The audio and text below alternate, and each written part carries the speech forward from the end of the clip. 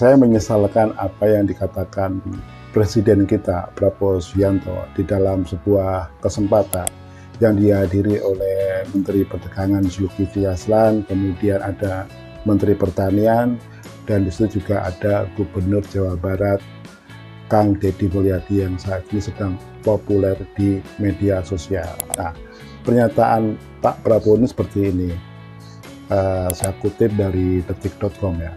Beliau mengatakan bahwa kadang-kadang orang terlalu pintar itu tidak menjadi apa-apa. Dan di situ juga disebutkan, dia menyontohkan latar belakang pendidikan Zulkifli Hasan, kemudian Kang Deddy Mulyadi, dan juga Menteri Pertanian.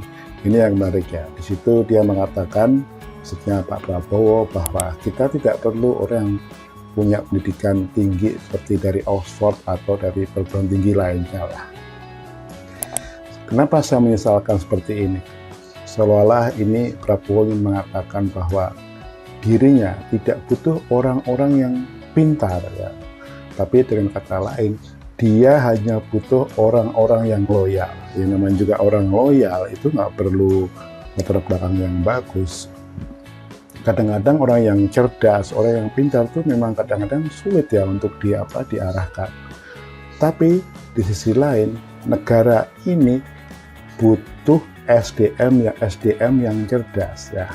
Apalagi menurut data statistik, lulusan perguruan tinggi di Indonesia itu masih sedikit lah dibandingkan lulusan SMA-nya. Ibaratnya tingkat pendidikan kita tuh masih rendah. Nah, apakah ini yang diinginkan oleh Prabowo?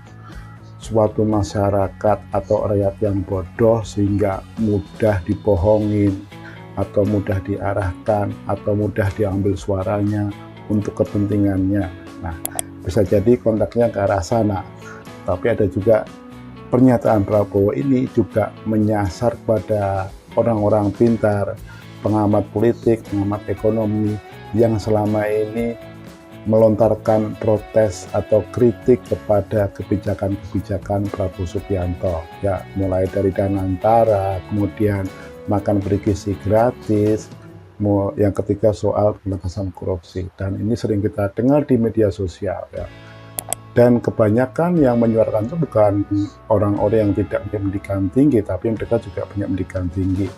Tapi yang jelas, suara-suara kritis atau protes-protes itu bukan sebuah wujud pemberontakan, tapi adalah sebuah wujud kepedulian terhadap bangsa ini.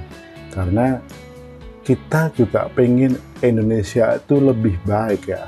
Jadi kita belajar dari pemerintahan yang lalu, di mana ternyata selama 10 tahun terakhir Jokowi menjabat, tidak memberikan, istilahnya menaikkan level kita. Justru hari ini kita mengalami sebuah kesulitan yang besar, krisis ekonomi dalam negeri yang kemudian terseret juga kita krisis yang dialami secara internasional. Nah, persoalannya, apakah kita cukup dengan mengatakan bahwa krisis itu akan berlalu dengan sendirinya? Kita tidak mengurai masalahnya seperti apa. Nah, untuk mengurai masalah-masalah bangsa ini, kita butuh orang-orang yang cerdas, orang-orang yang pintar, orang-orang yang punya visi ke depan. Bukan orang-orang yang bisa melakukan asal bapak senang, atau APS, atau yang cukup loyal, tapi tidak bisa berpikir. Kalau Prabowo hanya mengandalkan orang-orang seperti ini, saya yakin pemerintahan Prabowo secara kualitas akan sangat buruk ya. Karena para pembantunya tidak bisa membuka wacana atau memberikan visi yang lebih baik yang dicanangkan oleh Prabowo hari ini.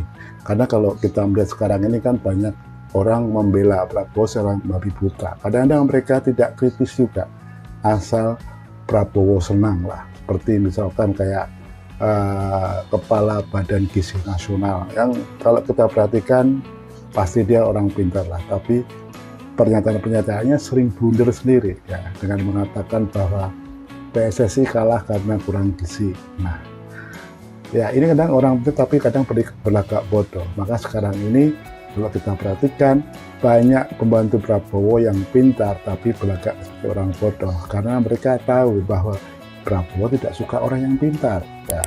Bahkan menteri-menteri ekonomi, kemudian menteri riset atau menteri apapun, mereka nggak berani berkata apa-apa. Karena mereka paham, mereka sadar kalau mereka berinisiatif akan dikatakan cuman omong-omong atau nggak dianggap, justru dianggap tidak loyal. Ya. Ini yang jadi persoalan bagi bangsa ini, dimana kalau bangsa ini, pemerintahan itu tidak menjunjung tinggi kecerdasan, pendidikan, ya kita bisa dipastikan akan berjalan lambat untuk menuju kemajuan. Cita-cita Indonesia sebagai negara maju 2045, kita bisa memetik bonus demografi, itu semuanya omong kosong, hanya omong-omong. Karena sebuah negara itu bisa maju harus istilahnya beralaskan SDM yang kuat. Ya, apa gunanya kita sekarang punya sumber daya alam yang melimpah, tapi hari ini kita masih melihat bahwa negara kita masih negara terbelakang, pendidikan kita rendah, kita tidak bisa memproses ekstraksi dari alam kita untuk menjadi produk baru. Kita masih punya ketergantungan teknologi dari luar negeri. Kita miskin inovasi. Bahkan peralatan yang kita butuhkan sehari-hari aja, itu semua berasal dari negara lain. Misalkan kayak alat transportasi, sepeda motor, mobil, dan peralatan-peralatan rumah tangga yang kita pakai sehari-hari, itu teknologinya tidak dilarikan dari sini, tapi dari luar.